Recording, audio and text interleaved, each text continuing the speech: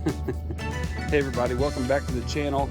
We are outside today. It's a little cold, but it's not too bad. Okay, so we got the gator, or the mule rather, going in the background, and I've got little George here.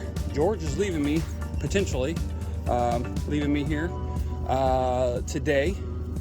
And what I would like to go over with everybody is really quick.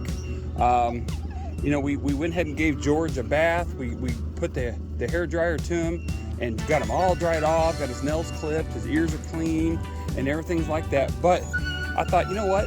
Let's go outside and give him a walk and get him on the leash and the collar, and if not the collar, let's do some leash work and the tennis ball and whatever. And then all of a sudden, I started working with him and he started doing this. And I thought, man, that'd be a great video for people. When you see this, what are you going to do? Now, obviously, this would be an awesome situation for an individual or a group of people that wanted to have a tug dog, okay? Because he would grab a hold of this, and if this was a fire hose, he would grab a hold of that and just keep pulling and pulling and pulling and pulling and pulling and pulling. But that's not what we want. So how do we work around that and get him doing what we want, okay? And pardon the poor background of my home. I'm at an awkward angle here, but I want to get him in a situation where we can work with him. And I've got this check cord around him, okay? And what I'm doing is basically I want to get him close enough to show you guys how this works, okay? So if you notice, I'm not yanking on this. Look at the shadow. See the slack in this? When he pulls away from me, that's causing the pressure, okay? So if you can look really closely, if he turns his head again, right there, okay? See how the clip just goes around there? It slides back and forth, okay? And he does not like the pressure. Let me back out of here again. There we go. See how he doesn't like the pressure? Now, some of us have been taught that we yank this, and we just keep yanking and keep yanking and keep yanking and keep yanking, okay? Now, if you notice, he started way out yonder and whatever. What we don't want is to keep the line tight like this. See that? Because number one, that's putting pressure around his neck, okay? We want him to learn how to release the pressure, okay? Now, this is a very delicate training session here with him, because if you don't know what you're doing in something like this, I would advise you go to a professional. Okay, because you can really confuse a dog on something like this when they're fighting you. It's very important that they learn how to release the pressure. Okay, so I've got the mule is running in the background for number one, distractions, and number two, it's socialization, to get him used to that vibration noise of the motor running in the background. It doesn't bother him at all, okay? But we've got to keep slacking here, okay? Even though you're gonna see how it broke away right there, see how loose it is now all of a sudden, then it tightens up again, okay? So what happens here is when he pulls, it's gonna get tight, all right? Now I'm gonna try to stay out of the shadows here so you guys can really see this, because I think this is very, very, very important. And I'm hoping that the engine sound is not overriding my mic. I hope I got all the settings correctly on this, but what I want him to learn is to loosen up the pressure. Okay, see how tight it is right there? He backed up. So I'm gonna go ahead and loosen it. Okay, so it's tight, then loosen. Okay, he's gonna learn that the pressure loosens when he comes my direction. Okay, see how tight it is? I'm gonna loosen it again. Okay, that way he learns to calm down. We did a video of this with Henry. Okay, and what they do is they fight you. This is how you get a fighting dog. Is they want to fight you. If you keep pulling on this and keep pulling on this, you're gonna teach them that the fighting is the only resort, okay? And what I want to do is stand my ground and keep loosening the rope, and he learns. Now, there we go. See that? See this? Look, good boy. Now look, tight. Okay, it has to be his decision to loosen the pressure. Okay, it's tight. Loose. See that? See how he relaxes? He stops fighting. Okay. Even though he whines, oh, you whine like a teenager. And you're too young to be a teenager. you're too young to be a teenager. You can do this stuff to get his attention, you know, to get it back on you. He kind of feels this vibration, like, what is that? What is that? What is that? But the point is this: we want this slack, okay?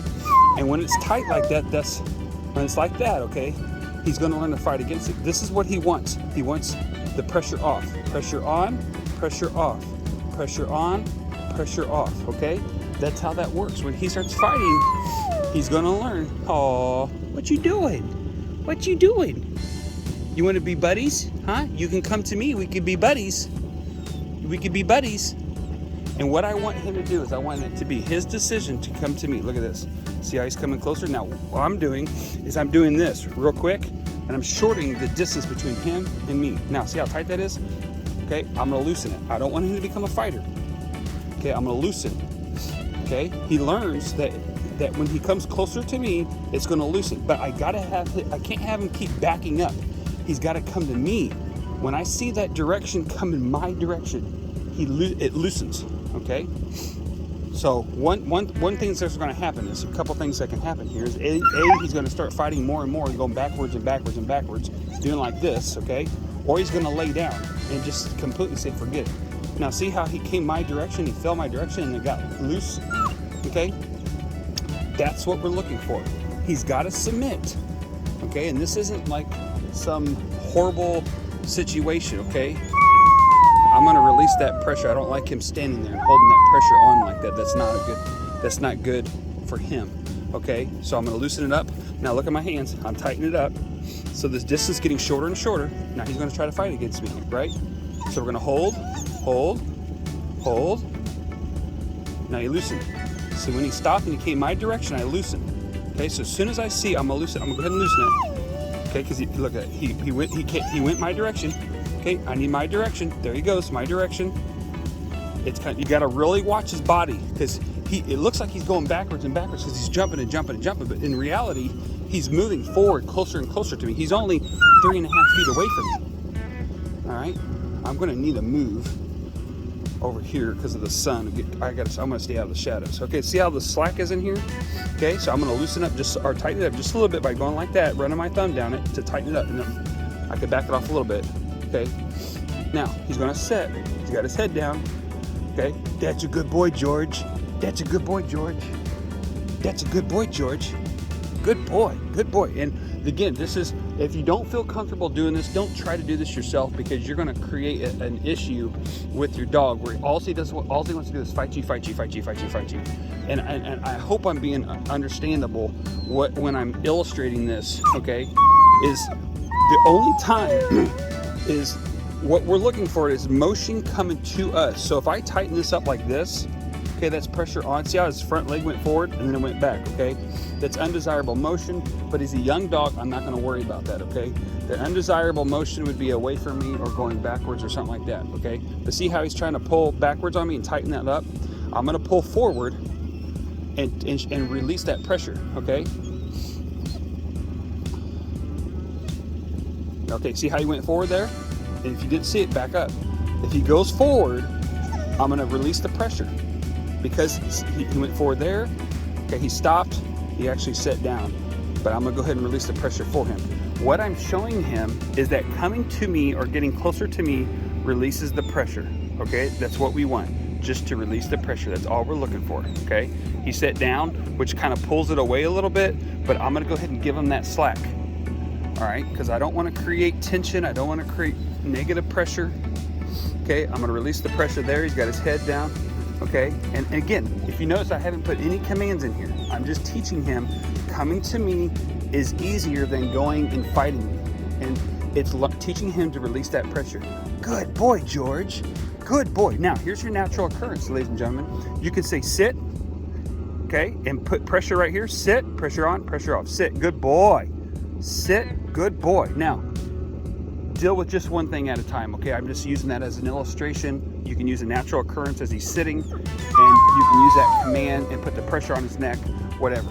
I'm just giving that as an example. I would not, if you have a dog that's fighting you on the leash like he is, I would not suggest going from one command to the next when you got something like this happening, okay? So I'm gonna give him a little free time here. He's got the ball. Well, he wanted the ball. Now he's gone. All right. Give him a little time. I'm not correcting him on chewing on the leash, okay? I don't have much into him at this point in this training session to correct the chewing on the leash, okay? He's jumping around. I want him to come to me. Now, you could do this a lot easier, and this is what a lot of people are going to say, and you're probably already thinking this at the beginning or portion of this video. Well, why ain't you using treats? Why aren't you using treats? You can absolutely do that. You can use treats, okay? You can get their mind off of the cord. You can get their mind off of this and that and other. But what happens when your dog is older and he goes back to do this because you no longer are treat training him, or you no longer have treats with you, or you don't have any treats with you, and he starts to do this? Man, I'm in a bad position here.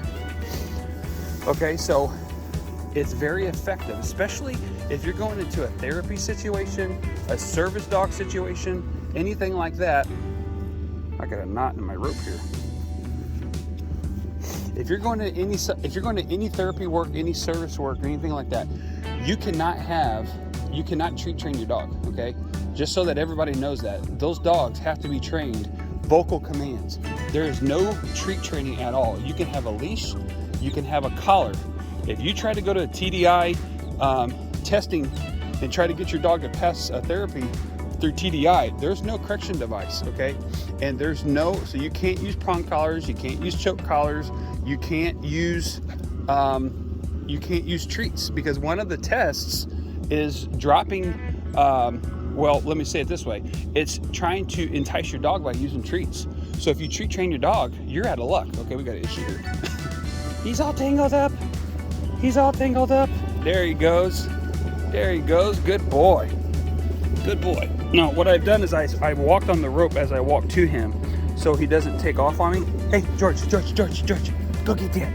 Go get Dad. There we go. Now, so he doesn't take off, go back to the stepping on the rope. I don't want him taking off on me, okay? This is how you keep your dogs close to you.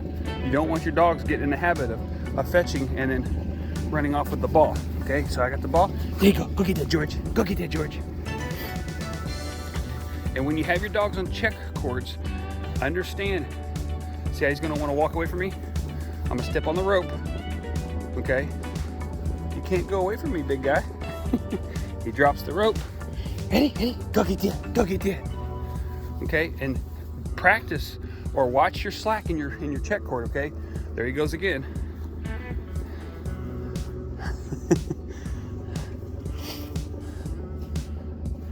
You gonna drop it? Drop it, George. Good boy. That's a good boy. Ready? You ready? George.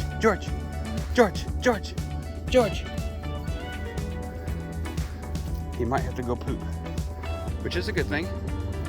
So what this stick is, I think I've covered this in another video, is I put a stick out here, and there's already a puppy that's gone to the bathroom right there, okay? Earlier this morning we were training, and there's a puppy that went to the bathroom there, okay? And what I do is I mark it with this stick.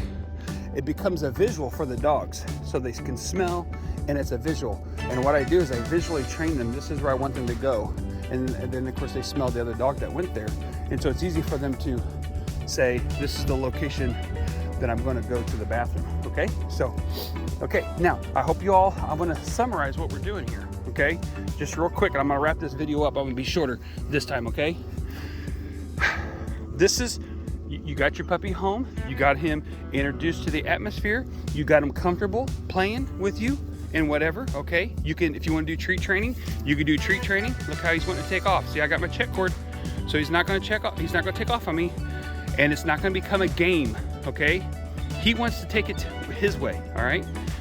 He can't have that. He cannot decide the rules and he gets his ball and he takes off, okay? So backing up your commands and doing that, that's important, okay? So you spent time with your puppy, you got a little bit of a relationship with him, and you're starting your leash work, you're playing with him with his toys, okay? And he's playing fetch with you, this, that, and the other. See how he's coming to me now? Look at that. Good boy, George. Good boy. Out, good. You see, guys, how much he's changed already in just doing that?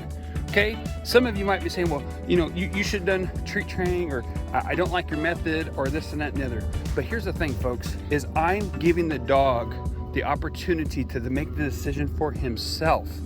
When they do that, they learn. Look where he's at now. He's not running off. He's staying right here. Okay, when they learn to exhibit their behavior willingly versus you feeding them, any dog can do your trick that you want them to do.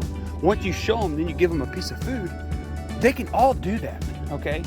That's no big deal. Matter of fact, I know a trainer right now and a breeder, they go hand in hand, that sells his dogs for crazy amount of money. Like I'm talking, you know, $15,000, $16,000, $17,000, $27,000 for a 6-month-old trained dog. And every one of them dogs are treat trained, okay? And of course his clientele is, you know, your Hollywood stars and those that are in that elite group, okay? But does the dog really know something?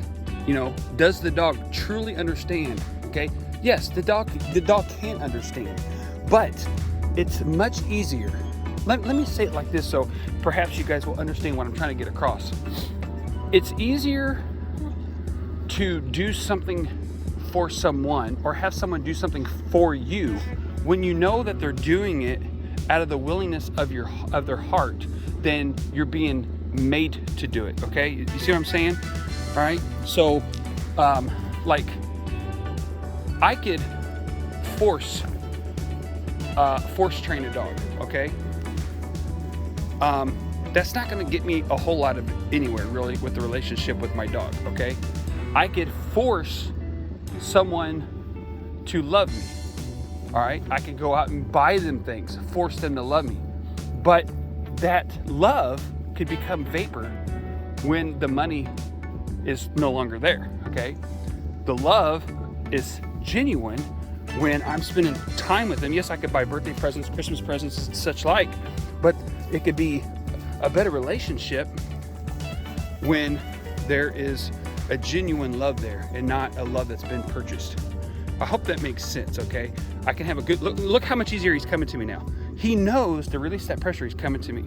Okay, so thanks guys, appreciate it. Everybody subscribe to the channel, I really appreciate it, and we'll see you on the next one. Thanks a lot.